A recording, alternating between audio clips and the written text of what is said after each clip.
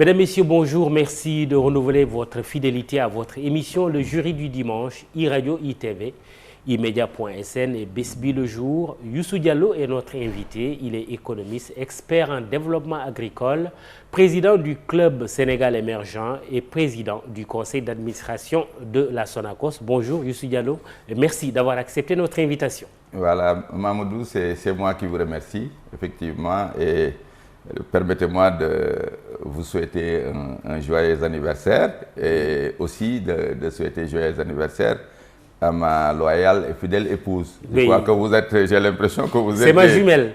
Exactement, elle est née le 4 février et vous le 3 février. Voilà, que cette année vous porte bonheur. Je salue l'ensemble de vos auditeurs, de vos téléspectateurs et des lecteurs de Besbi. Et je salue l'ensemble des Sénégalais en ces moments assez compliqués pour notre pays et assez stressants. Moment compliqué, vous le dites justement, il y a cet appel que vous avez lancé, un appel au dialogue d'Ego Ngir Sénégal. Pourquoi? Oui, absolument, parce que ça a pu être même assez incongru pour certains, même au niveau de la majorité, qui pensent que il faut faire dans le défanté, comme on dit. L'autre dit gatsa, mais il y en a d'autres, particulièrement dans les rangs de la majorité, qui parlent un peu de défanté, l'ordre républicain, il faut que la force reste à la loi. Tout ça, c'est vrai. Mais vous savez que, comme on dit, l'art de la politique, c'est, comme on disait à une certaine époque, l'analyse concrète de la situation concrète. Et notre pays traverse aujourd'hui des situations assez particulières qui font que si nous nous prenons garde, nous risquons, comme je le dis, d'aller vers un cataclysme politico-social, voire une catastrophe sur le plan démocratique. Parce que le Sénégal en arrive à ce que les gens se posent la question, est-ce que le régime, l'état de droit et la démocratie ont un avenir au Sénégal? Je crois qu'il est temps que tout le monde s'arrête. Qu'est-ce qui vous fait dire qu'on va tout droit, si rien n'est fait, vers un cataclysme? Oui, parce que la démocratie suppose un régime politique dans lequel il y a des positions, des lectures différentes de non seulement la situation politique, mais des perspectives du pays. Et cela suppose non seulement l'existence de contraires en contradiction, mais aussi de contraires en relation. C'est-à-dire, et cette relation, maintenant, c'est ça qui est rompu. On a l'impression qu'on a aujourd'hui des gens qui sont complètement opposés et divisés en tout et qui ne se rencontrent plus. Sinon, c'est, comme je le dis, une démocratie de confrontation.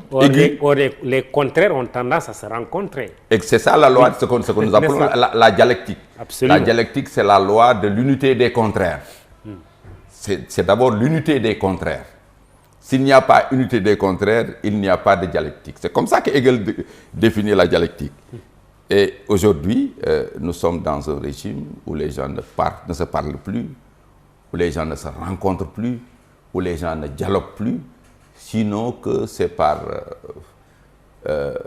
message sur le plan verbal assez dur, sinon c'est par le canal de manifestation, pour la plupart soit interdites, ou bien même des difficultés en fait dans le fonctionnement du pays. Où on parle de linceul, où on parle d'enterrement, voilà. De testament. Oui, de testament. Certains ont même dit, on va même nous enterrer vivants, mais voilà, on fera face. Oui, on note cela dans le discours politique.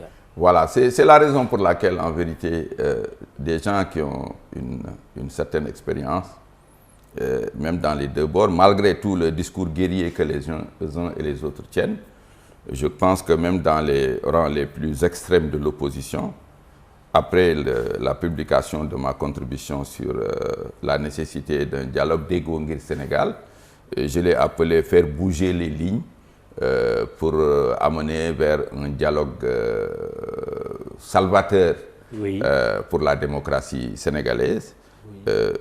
j'ai été contacté par des personnes, non des moindres, hein, au niveau d'un parti comme PASTEF. Et quand je le dis, ça peut sembler incongru, et qui pensent que, effectivement, ils sont d'accord sur l'esprit un peu de cette déclaration, et qu'ils seraient prêts un peu à discuter.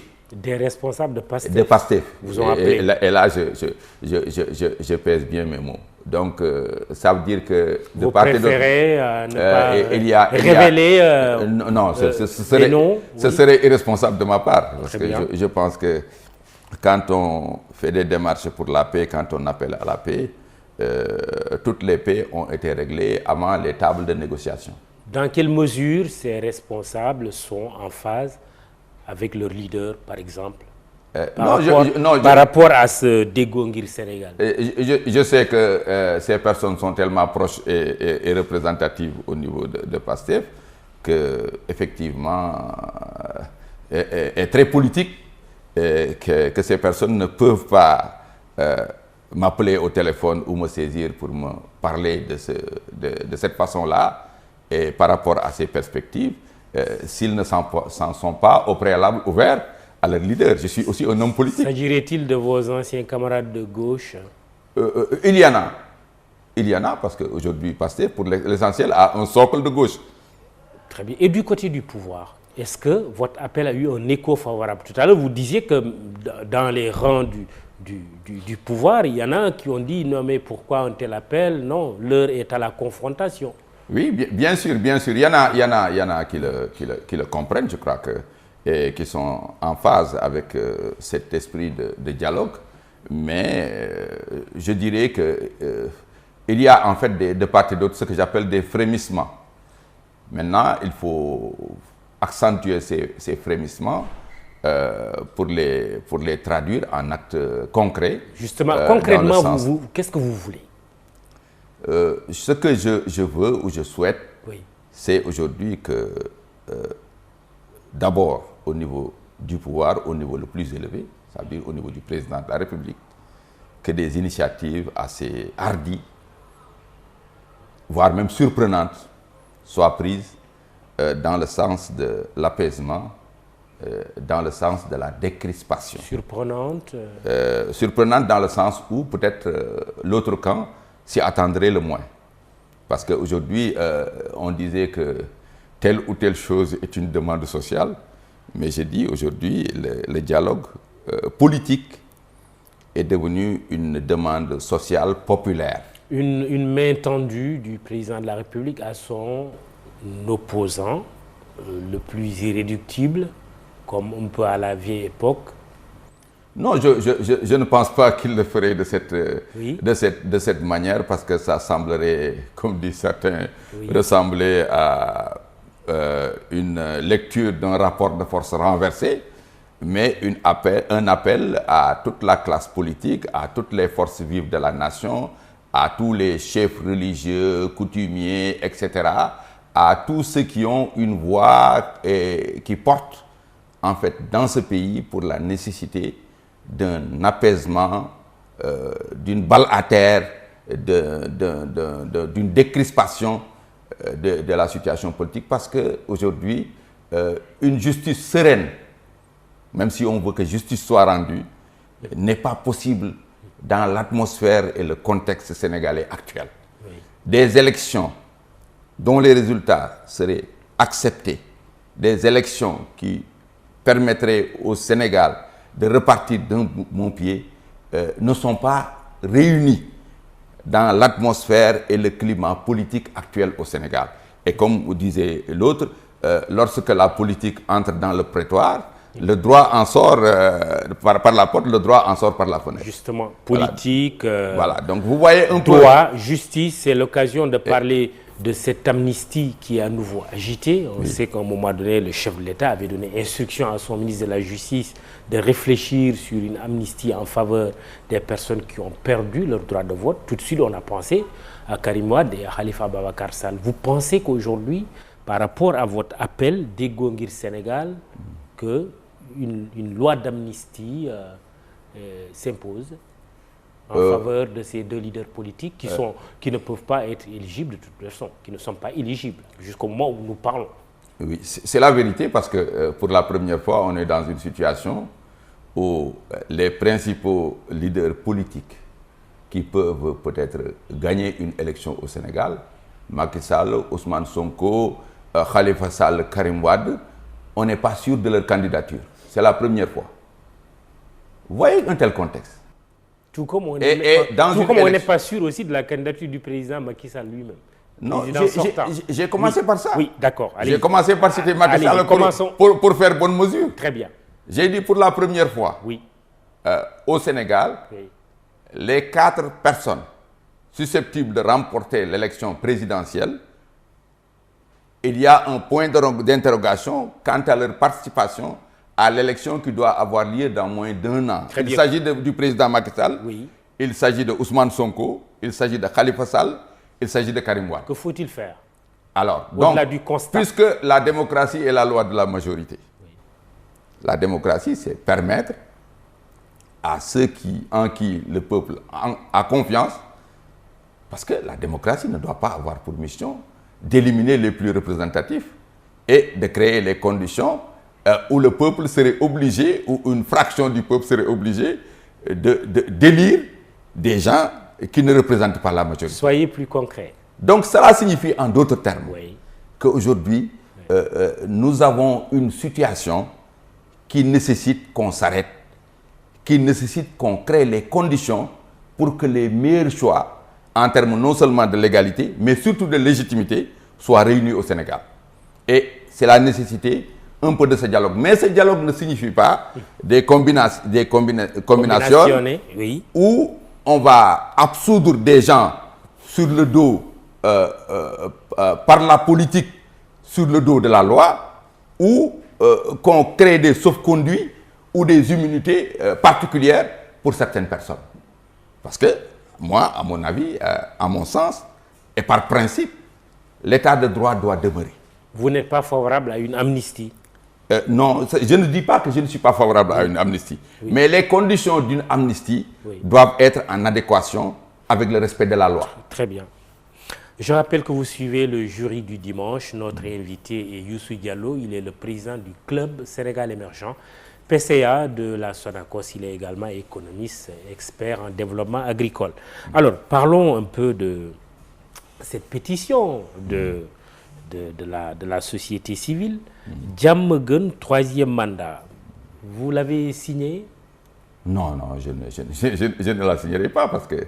Elle signifie tout simplement que le président Macky Sall ne doit pas se présenter pour un 3e mandat parce que les tenants de cette thèse estiment qu'il n'en a pas droit.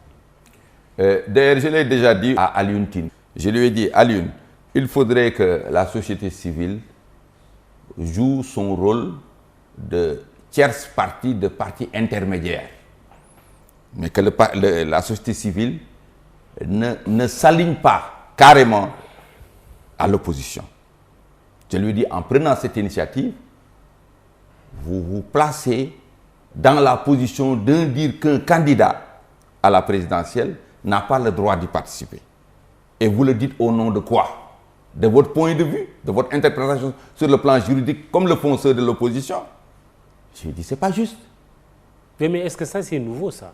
Souvenons-nous, en 2012, par rapport à la candidature du président Abdoulaye Wade, Alioune Tine avait la même position. Pourquoi cela doit vous choquer? Non. Qu'est-ce qui a changé? Non. La position de Alioune Tine à l'époque était beaucoup plus nuancée au départ. Oh. Mais les positions se sont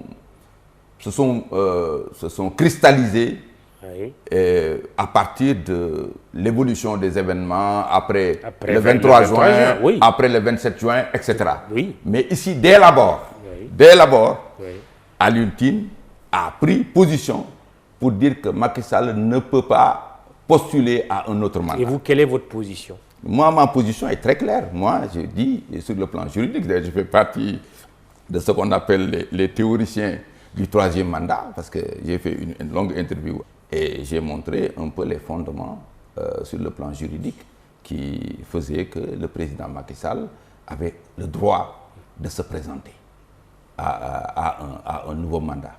Donc je l'ai pris sur le plan juridique, sur le plan de la non-rétroactivité de la loi, sur le plan de du texte qui a été envoyé initial au Conseil constitutionnel, lequel texte a été presque amendé par le Conseil constitutionnel au fait que le mandat de 7 ans était hors de portée, etc., etc. Et il y a eu pas mal de... Donc le débat politico-judiciaire sur cette question est assez compliqué, mais ma position, pour résumer, est que le président Macky Sall a le droit de se présenter pour un autre mandat. Maintenant qu'on laisse les institutions dont le Sénégal s'est doté, notamment le Conseil constitutionnel, en fait, au cas où le président postulerait à un autre mandat, mais de se prononcer clairement. Alors, on va voir si votre Dégongir Sénégal aura des chances de passer quand on regarde un peu le contexte politico-judiciaire, ou en tout cas judiciaire, pour être précis, qui est un contexte assez chargé. Nous parlons des procès contre Ousmane Sonko, d'abord face au ministre Mame Mbaye Niang sur l'affaire Prodac, comme on l'appelle communément, et puis l'autre affaire, c'est face à Adji Sarr pour viol et menaces de mort. Les charges retenues par le juge d'instruction Oumar Maham Diallo, qui a renvoyé donc Ousmane Sonko devant la chambre criminelle. Quelle réflexion vous inspire ce double procès contre Ousmane Sonko? Cela m'inspire ce que je disais tantôt. Je disais que, fort justement, les gens disent que quand la politique entre dans le prétoire par la porte, mais le droit en sort par la fenêtre. Et ce deuxième procès est comme un peu un cheveu dans la soupe. Et je pense que nous sommes dans une situation extrêmement compliquée. Et je pense qu'il faut s'arrêter. Quel est ce procès qui est un cheveu dans la soupe? C'est le deuxième. Le deuxième, lequel? Le deuxième, et qui est tout aussi fondé en droit. Parce que, oui, le deuxième. Lequel des deuxièmes? Parce que non, le deuxième, c'est celui qui l'oppose à Mame Mbaye Niang. Ah, d'accord, au ministre Mame Mbaye Niang. Ça vient se surajouter au procès Adji Sarr, qui déjà était déjà un dossier extrêmement brûlant, extrêmement stressant, et des dossiers qui tiennent en haleine l'ensemble des Sénégalais, y compris ceux de la diaspora. Maintenant qu'on ait encore un deuxième procès dans le même temps, vous imaginez qu'en vérité, ça devient très compliqué. C'est la raison pour laquelle je dis, écoutez, même une bonne justice ne peut pas se rendre dans certaines conditions. Et dans les conditions actuelles du Sénégal, quel que soit le caractère fondé des décisions de justice qui seront à prendre, une très bonne frange des Sénégalais serait opposée à cette décision. Et ce n'est pas le but recherché par la justice. Pourquoi ces Sénégalais à cause du contexte politico-social qu'il y a dans ce pays. Et je crois que les juges rendent la justice au nom du peuple sénégalais. Parce que vous pensez qu'il y a des Sénégalais qui estiment que Ousmane Sonko est victime d'un complot? Autant il y a des personnes qui le pensent, et qui sont un nombre important, autant des gens qu'il y a des personnes qui pensent que Ousmane Sonko a de fortes chances d'être coupable. Donc vous voyez un peu ce contexte-là, avec la crise économique, avec le contexte social qu'il y a dans le pays. Le pays est devenu presque une espèce de matière inflammable. Et il faut faire attention. Il faut faire attention. Donc c'est la raison pour laquelle il est bon aujourd'hui, même pour permettre aux juges de pouvoir rendre des décisions qui vont dans les perspectives d'une bonne justice pour le peuple sénégalais, il est bon de faire de l'apaisement, il est bon de faire de la décrispation. Mais j'aimerais bien vous suivre, mais le problème c'est que vous avez quand même des procès qui sont là, 2 procès. Oui. Déjà, face à Mame Mbaye Niang, le procès qui devait se tenir le 2 a été renvoyé au 16.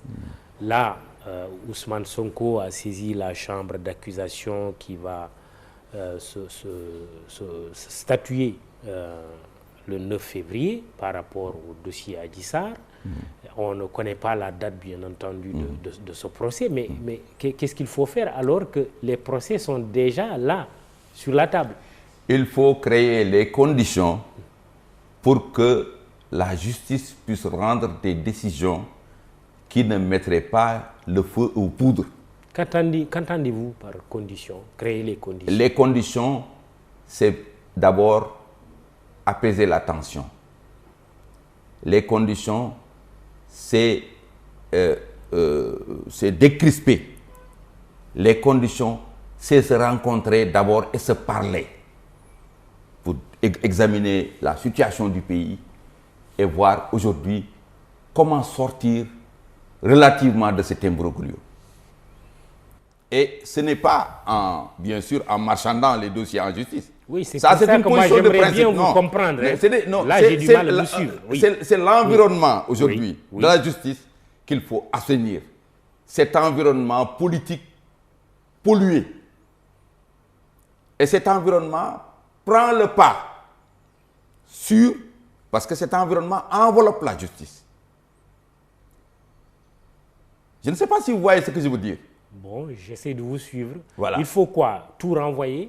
Non. Jusqu'après l'élection présidentielle? Les dossiers qu'est-ce qu'il faut faire? Pardon, les dossiers en justice, oui. C'est l'affaire des juges. Ben voilà, justement. Voilà, c'est l'affaire. Mais vous savez que les juges sont dans le peuple.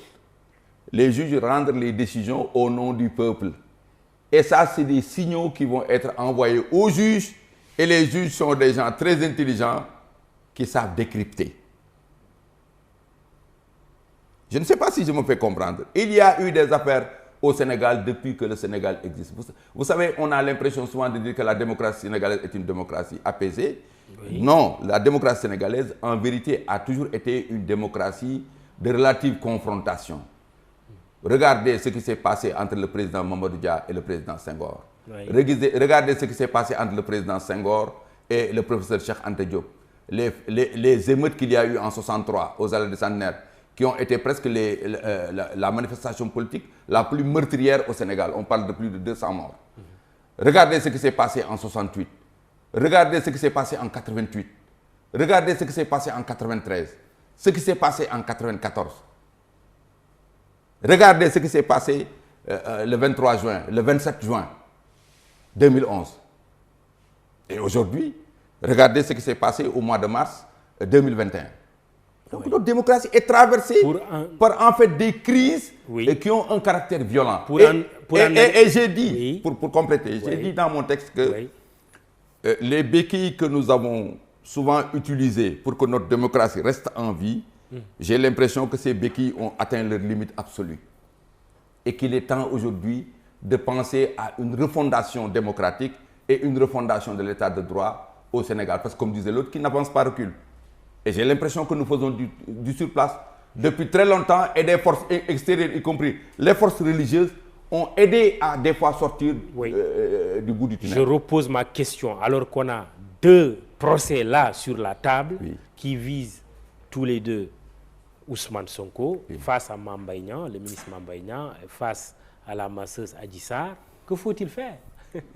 Ce que je vous répète ce que j'avais dit aussi. Je vous dis, Mamadou, il faudrait que par intelligence et par patriotisme par rapport au Sénégal, par amour pour la démocratie et l'état de droit, que les acteurs politiques se rencontrent, décrispent la situation et dialoguent.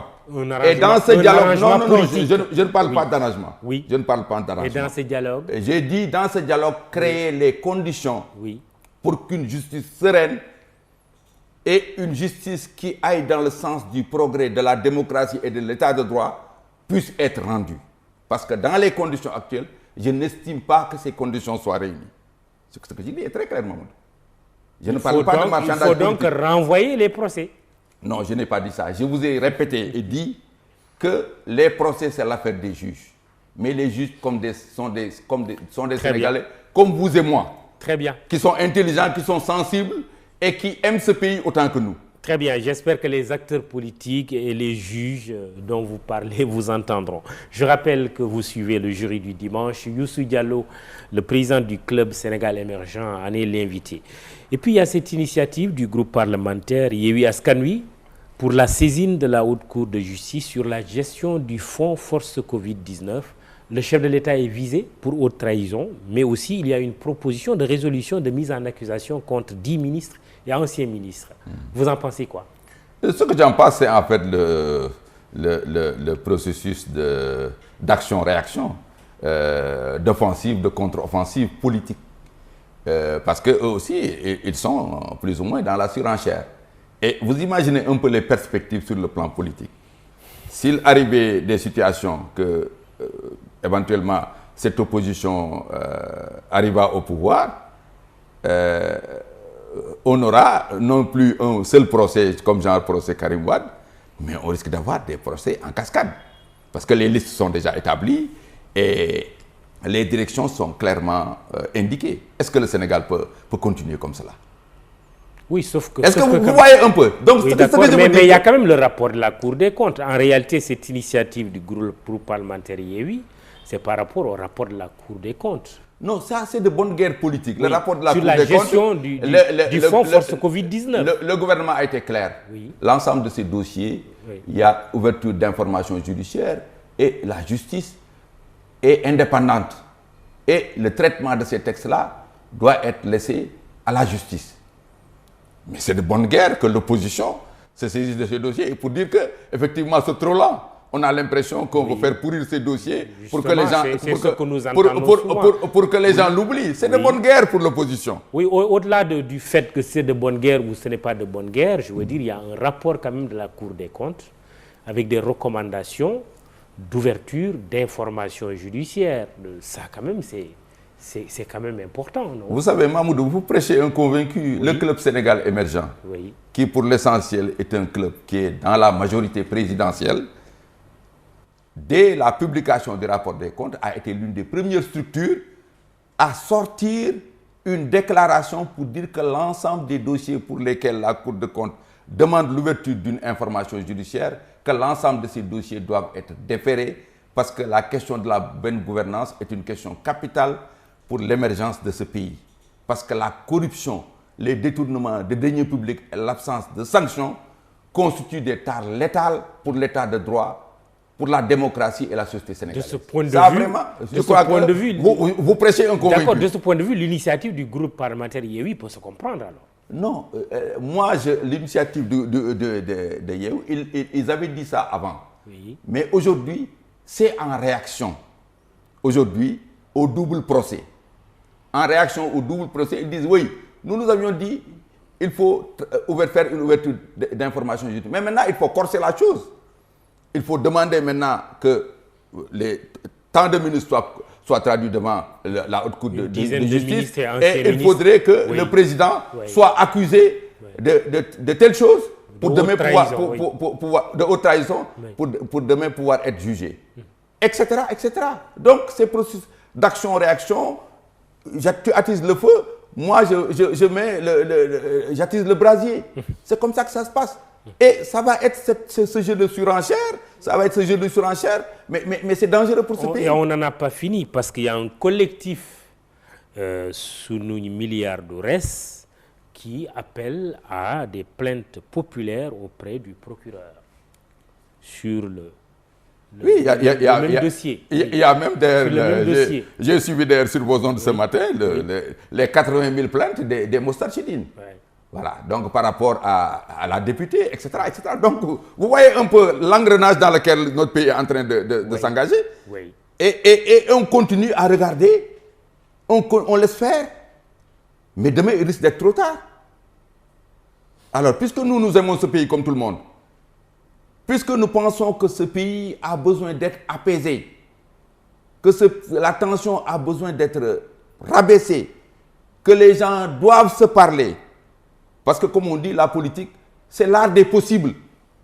Oui, puisqu'on est dans un échange dialectique, Youssou Diallo, mais certains peuvent dire, mais ça c'est une bonne chose, la justice n'a qu'à faire son travail jusqu'au bout, tout simplement, et vis-à-vis de tout le monde. Et on n'a pas ici... Ça aussi, ça peut être bénéfique, non? Vous savez, Mamoudou, on n'a pas ici une justice de Dieu, on a une justice des hommes. Oui. Et la justice des hommes est rendue par des hommes pour des hommes. Oui. Dans un et contexte, au nom du peuple. Au nom du peuple et par rapport à ce qui est meilleur pour le peuple. Oui. Oui. On vous suit. C'est parce qu'on suit que nous parlons de cette justice-là. Donc, cette justice n'est pas désincarnée. Aller jusqu'au bout des dossiers, ça peut être bénéfique. Aller au bout de ces dossiers dans un contexte qui permette à ce que ces dossiers-là, dont on demande que justice soit rendue, que ces dossiers ne fassent pas exploser ce pays. Pourquoi? Non, mais je crois Pourquoi le pays devrait exploser si la justice est rendue vis-à-vis de tous? Vous savez, nous sommes dans un État. Et un État, c'est un rapport de force politique, un rapport de force sociale.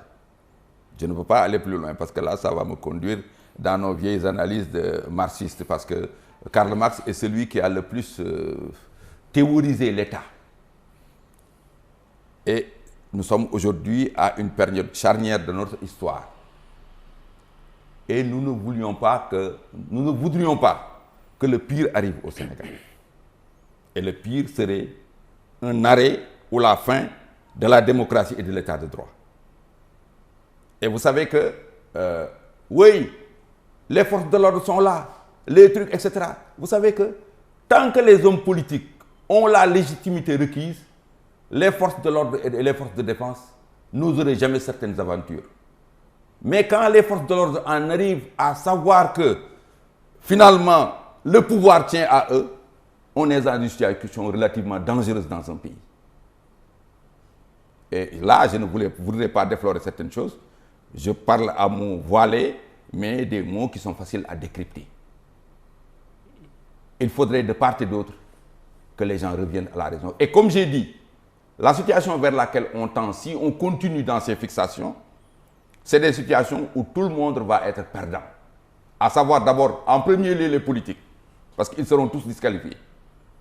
Ensuite, ce sera la démocratie, ce sera l'état de droit. Je ne parle pas maintenant des autres conséquences en cascade. Très bien. On a quand même vu un sondage baromètre, afrobaromètre, dans lequel les Sénégalais, à 75%, se disent opposés au coup d'État. Tout comme à 85%, ils disent être favorables à la limitation du nombre de mandats pour le président de la République. Oh, ça, je crois que c'est des perceptions, c'est des... Bon... Oui, mais parce que depuis qu'on a commencé, vous parlez des Sénégalais aussi. Oui, bien sûr. Non, c'est-à-dire que... Je vous donne les résultats d'un sondage. Bon, je prends acte de ce que vous me dites. Et ça conforte un peu tout ce que je dis.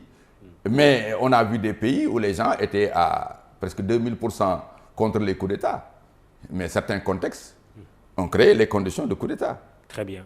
Terminons sur les questions politiques avec la révision exceptionnelle des listes électorales en vue de la présidentielle de 2024. Un arrêté du ministre de l'Intérieur dans ce sens. Les acteurs politiques, notamment ceux de l'opposition, demandent en même temps que le président rende public le décret fixant la date de convocation du collège électoral. Oui, on est déjà en plein processus électoral en direction de cette élection présidentielle 2024. Oui, ça a été fait, je crois que l'opposition demande à ce que la date soit précisée. Oui. Donc vous voyez un peu, encore là, voilà, ça va être un autre cheveu encore dans la soupe. Parce que toute décision prise, on va l'interpréter comme une décision prise au nom et au profit de l'actuelle majorité qui gouverne ce pays. Oui, des experts parlent même de contentieux préélectoral naissant. Oui. Donc Mamoudou... Mais pourquoi c'est si compliqué que ça? On est quand même en démocratie, on sait que des élections se tiennent régulièrement.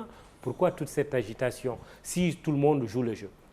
Vous savez, notre démocratie, quelque part, a une crise de croissance de passer d'une démocratie qui existe à une démocratie normale, c'est-à-dire une démocratie dans laquelle il n'y aurait plus presque de majorité, de manifestations d'une certaine ampleur pour demander à ce qu'un gouvernement tombe, etc. Non.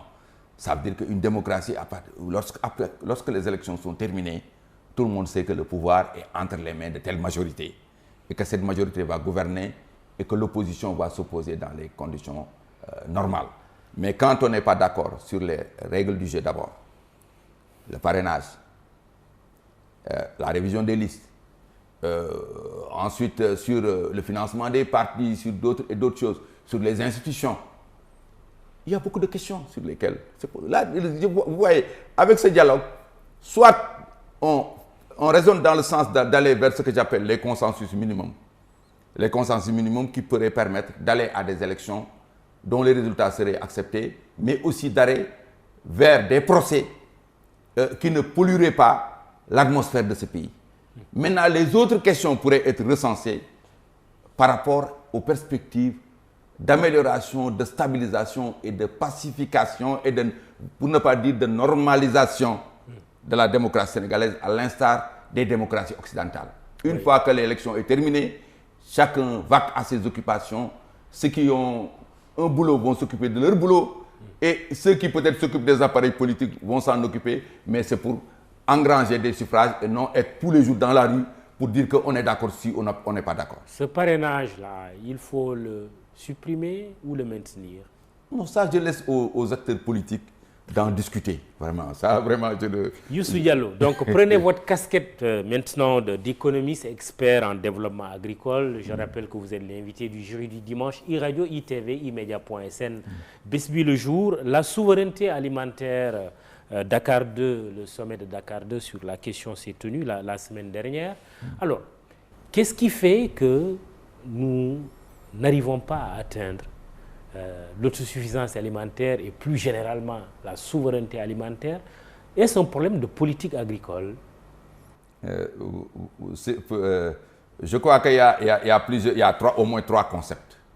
Le premier, c'est le concept d'autosuffisance alimentaire qui signifie produire ce que l'on consomme dans le pays suffisamment. Le deuxième concept, c'est la sécurité alimentaire. C'est avoir accès à une alimentation suffisante, saine et à tout moment dans un pays. Le troisième concept, qui est maintenant le nouveau concept depuis la Covid et après la crise ukrainienne, c'est ce qu'on appelle le concept de souveraineté alimentaire. Ce concept est un concept altermondialiste qui signifie le droit des pays à disposer de politiques souveraines en matière de nourriture et d'alimentation. Mais aujourd'hui, au Sénégal, on a l'impression que la souveraineté alimentaire, c'est la capacité de notre pays à régler ses problèmes alimentaires. Mais prenons même dans le concept, dans cette acception-là. Ok. D'abord, la politique de souveraineté alimentaire ne peut pas être détachée des autres politiques globales de la nation. Parce que la politique de souveraineté alimentaire ne peut pas être détachée de la politique monétaire. Parce que les pays comme nous qui sommes dans la zone CFA, qui avons la possibilité facilement d'importer de l'alimentation, parce que nous avons une devise qui s'appelle l'euro, avec lequel on a un taux de change fixe et où on peut tirer autant d'euros qu'on veut, mais la propension à importer va être très importante et la propension peut-être des pays qui ont l'euro à exporter vers le Sénégal sont des propensions très importantes. Et il s'y ajoute que nous n'avons pas, avec ce type de monnaie, la possibilité de refinancer notre économie, particulièrement notre économie agricole. L'autre aspect, c'est l'aspect import-export. Tant qu'on favorise les importations de certains produits alimentaires, on prend certains types de tarifs au niveau douanier, mais on favorise dans une large mesure le truc. Ensuite, maintenant, le type une société dominée par ce qu'on appelle les compradors. Les compradors, ça veut dire ceux qui s'enrichissent au cordon douanier. Vous savez qu'au Sénégal, il y a beaucoup de gens qui ont beaucoup d'argent, mais ça vient essentiellement de l'import-export de produits alimentaires et d'autres types de produits. Donc, vous voyez un peu le link. Et je n'en ai pas fini. Oui. Mais maintenant, pour revenir carrément à la politique agricole. Agricole, oui. Il y a d'abord ce qu'on appelle le Sénégal d'abord, depuis que le président Macky Sall est là, parce que avec le PSE, le président Macky Sall a clairement indiqué que l'agriculture est le moteur du PSE. Et de ce point de vue-là, notre pays a fait quand même des bons très importants en matière d'abord d'augmentation des investissements consacrés au secteur agricole, en matière d'appui à la recherche, mais aussi en matière de résultats en termes de production. D'abord, la politique centrale d'autosuffisance en riz. C'est une politique capitale qui a été lancée. Et le président Macky Sall a fait bondir nos productions de riz paddy de 400-500 000 tonnes aujourd'hui à plus de 1 300 000 tonnes. Oui, mais on continue quand même d'importer. Bien sûr, on n'a pas atteint l'autosuffisance. On est à plus de 60%. Le rendez-vous de 2017 n'a pas été respecté. Mais quand même, on a fait des pas de géant. On n'a pas atteint l'objectif, mais on a multiplié le taux d'autosuffisance au moins par 3. Nous étions à 20% en 2011. Aujourd'hui, on est à plus de 60%. Vous semblez dire que la politique agricole actuelle est bonne? La politique agricole actuelle, elle est bonne, mais elle a besoin d'être renforcée. À quel niveau? Renforcée d'abord dans le sens, aujourd'hui, de mettre plus d'investissement dans le secteur agricole. Parce que une volonté politique, et Dieu a fait que maintenant nous avons la rente pétrolière et gazière, si cette rente pétrolière et gazière ne nous permettent pas de régler les problèmes de notre agriculture, nous serions passés à côté. L'autre problème, c'est la question de la maîtrise de l'eau. Que notre agriculture ne soit plus dépendante de l'hivernage. Jusqu'à présent, on parle de problème de... Voilà, on a fait des progrès dans ce sens. Oui, cela fait plus de 60 ans qu'on en parle. Mais nous devons aujourd'hui consacrer des investissements très importants à ce secteur-là. Ensuite, il y a la question de la dégradation des sols et des écosystèmes. Les sols s'appauvrissent. Ils sont très appauvris. Et qu'est-ce qu'il faut faire concrètement? Et pour cela, il faut aujourd'hui plus d'engrais. Nous avons une consommation d'engrais par hectare qui ne dépasse pas les 50 kg. Alors que la moyenne, dans les pays genre du Sénégal, c'est à 150 kg par hectare. Ensuite, il y a les politiques aussi de recherche et d'innovation. Il faut avoir des variétés de semences adaptées à notre climat. Ensuite, surtout, il faut une bonne politique des chaînes de valeur. À l'instar de ce qui se passe dans l'arachide, que nous ne produisions pas pour que ça soit transformé et valorisé dans d'autres pays. Donc la transformation. La transformation. L'aspect industriel. Voilà, industrialisation et tout cela. Très bien. Donc vous voyez un peu que... Et ensuite, le dernier aspect, c'est qu'il faut que le gouvernement, l'État sénégalais sache que le développement du Sénégal, c'est l'activité et l'action des Sénégalais, particulièrement des producteurs, des industriels, des commerçants, des transporteurs, des transformateurs. Donc, il faudrait que, comme le Club Sénégal émergent l'avait demandé, qu'il y ait une large coalition nationale pour la souveraineté alimentaire, que l'ensemble des acteurs soient impliqués, mais que les fonctionnaires ne se retrouvent pas uniquement dans leur bureau pour élaborer un document qui va s'appeler stratégie de souveraineté alimentaire du Sénégal. Stratégie nationale de souveraineté alimentaire. Voilà. La stratégie nationale de souveraineté alimentaire doit, pourtant le président l'avait demandé dans son discours d'avril, que cette stratégie soit consensuelle. Ah oui, donc vous êtes en train de dire qu'elle n'est pas consensuelle. En tout cas, la plupart des acteurs, y compris le secteur privé, ont dû déplorer leur faible implication en fait dans l'élaboration de cette stratégie. Je ne parle pas de la société civile et d'autres. Justement, le ministre de l'Agriculture annonce quand même des acquisitions, 3 961 unités motorisées de matériel agricole, 120 entrepôts agricoles qui vont être acquis. Ce programme s'inscrit dans le cadre de la mise en œuvre de la stratégie nationale de souveraineté alimentaire, on en parlait là.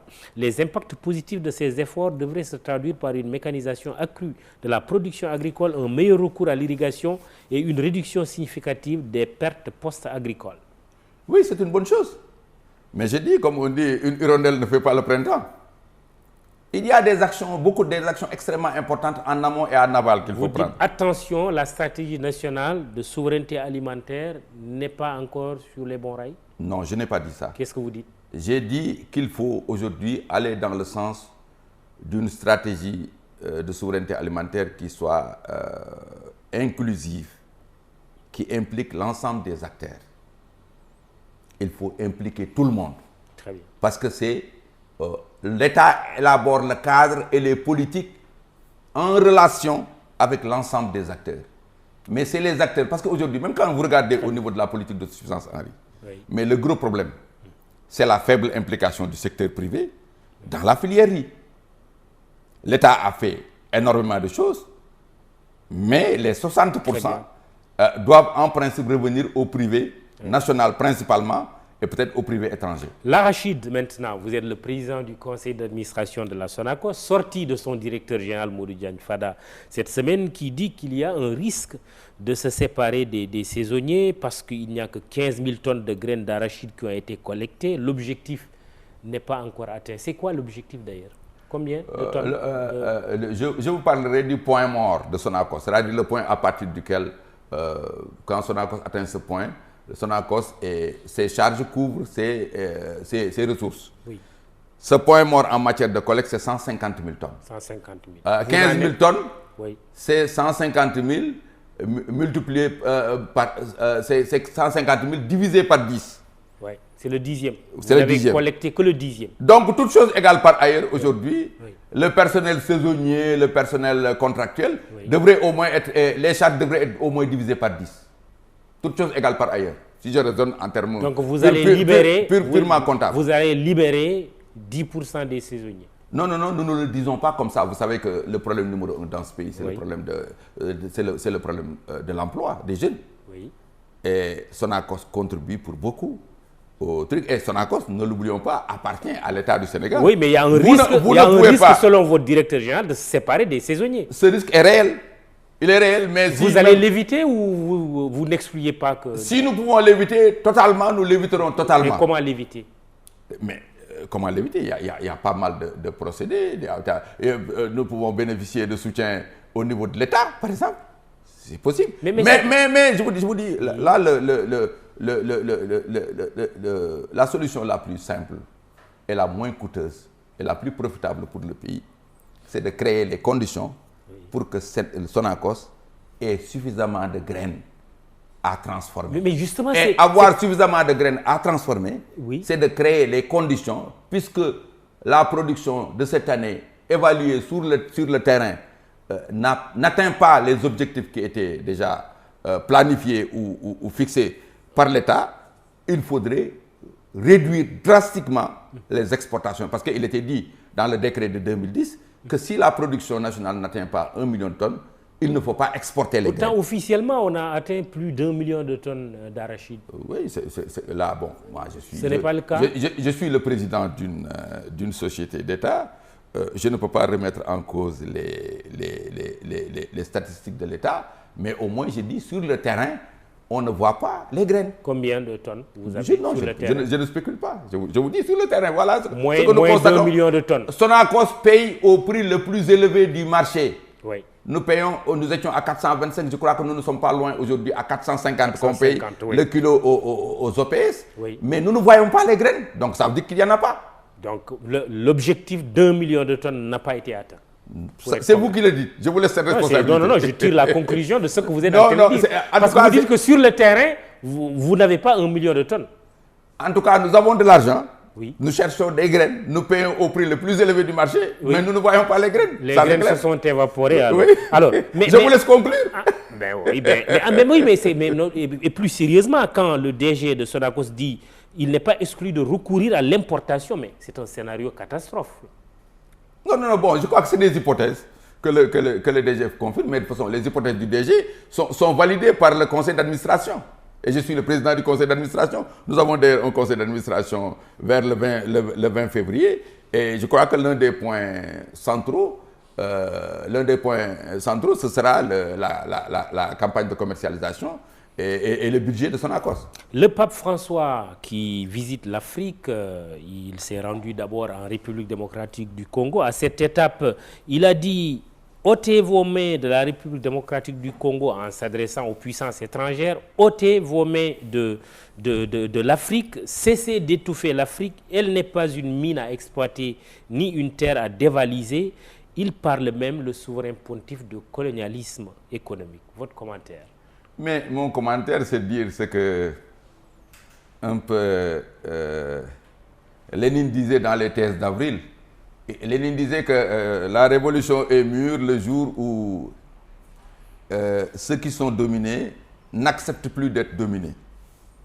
Et ceux qui dominent ne peuvent plus continuer à dominer de la même façon. Et je salue vraiment et de manière déférente le pape pour cette déclaration extrêmement lumineuse et cette lecture très concrète et réaliste de la situation en Afrique. La jeunesse africaine n'accepte plus le type de rapport inégal que l'Afrique a vis-à-vis du reste du monde et particulièrement de l'Occident. Et le pape François s'adresse à l'Occident. Oui. Et nos dirigeants, et s'adresse à l'Occident d'abord, oui. Mais ensuite à nos dirigeants. Justement, et nos dirigeants alors?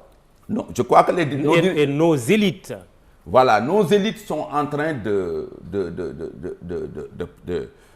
s'ajuster par rapport à la situation actuelle, lentement, rapidement, parce qu'il y a les deux extrêmes. Il y a les partisans du statu quo et il y a maintenant ceux qui pensent qu'il faut ici et maintenant et tout de suite rompre nos relations ou révolutionner nos relations avec l'Occident. Voilà les deux extrêmes qu'il faut éviter. Oui, il faut avoir maintenant... Ce qui se passe au Mali, au Burkina Faso, quand même. Oui, il faut avoir... qu'il y a un processus là. Oui, bon, d'ailleurs, on parle... Oui, quelle doit être la posture de nos dirigeants? On parle là-bas même de fédération. Bon, les gens oublient qu'il y a eu la fédération du Mali, qu'il y a eu la fédération du Liptako Gourma, etc. Oui. Il faut tirer les leçons de ces expériences. Oui. Vous savez, toutes les aspirations là qu'aujourd'hui les jeunes Africains et autres brandissent, c'est des aspirations que depuis l'indépendance, non seulement nos aînés ont eu, mais nos aînés les ont théorisés. Quelle doit être la posture de nos dirigeants après ces déclarations du pape François? Très rapidement. Non, je crois que nos dirigeants, bien sûr, vont tenir encore plus compte des déclarations du pape François, mais je crois que les concepts de résilience, les concepts de souveraineté ont été développés par nos dirigeants bien avant la déclaration du pape François. Donc ça veut dire que nos dirigeants sont en train d'anticiper. Maintenant, entre les déclarations maintenant et les actes, c'est là où se situe le problème. On termine avec cette pique quand même du chef de l'État congolais Tshisekedi envoyé au président en exercice de l'Union africaine sur un peu le conflit qui oppose la RDC et le Rwanda.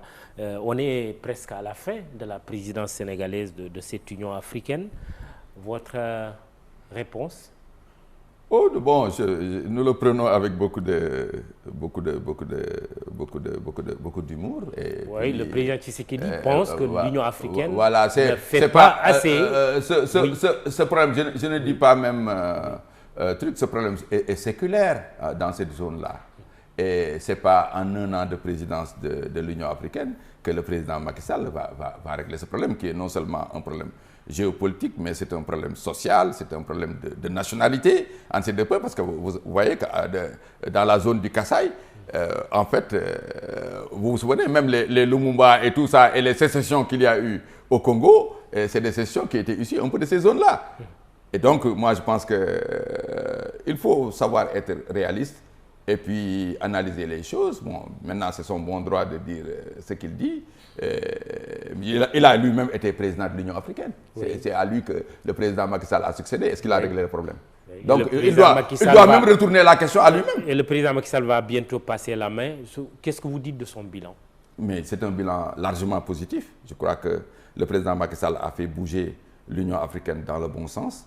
Et je crois que ne serait-ce que la présence de l'Union africaine comme membre permanent du G20, le programme presque le nouveau plan Marshall des États-Unis vis-à-vis de l'Afrique et tout cela, je crois que c'est et les réformes de structure qui ont été engagées au niveau de l'Union africaine et le sommet Dakar 2 auquel je viens d'assister et le sommet parce que financement des infrastructures Dakar est devenu pratiquement la capitale diplomatique de l'Afrique, pour ne pas dire du monde. Donc le président Macky Sall a sérieusement fait avancer, mais c'est dommage que les présidences de l'Union africaine, c'est des présidences d'un an extrêmement courts, et le président Macky Sall a une stature d'un homme d'État international au niveau le plus élevé. Donc je crois que nous, Sénégalais, on est très fiers de lui, à l'instar de la fierté que nous avions vis-à-vis de Senghor avec l'OUA, avec Abdou Diouf lors de la lutte contre l'apartheid, de Abdoulaye Wade avec le NEPAD.